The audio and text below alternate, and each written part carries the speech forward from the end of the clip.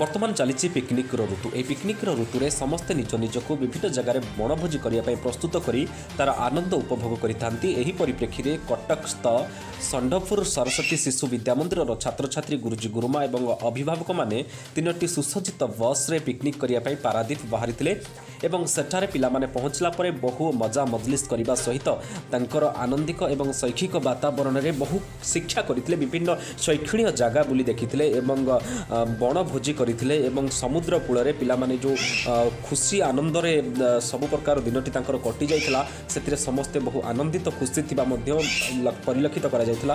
पिलामानकु एभली एक वातावरण नै बुलेई आनी तांकर शैक्षिक मानसिक एवं शारीरिक विकास रे सहयोग करिथिबा विद्यालयर गुरुजी गुरुमा एवं अध्यक्षको अभिभावक माने साधुवाद ज्ञापन करथिले। आपण देखि पारथिबे केते आनंद उल्लासर सहित पिलामाने समुद्र कूल रे बुलुचंती एवं विभिन्न जगार खेल कौतूहल सह से पुणी पिकनिक करी घर को फेरी। यही जो पिकनिक आयोजन में सर्वग्र थिले सरस्वती शिशु विद्या मंदिर अभिमन्यु पंडा सूरज प्रधान एवं अन्य गुरुजी गुरुमा माने।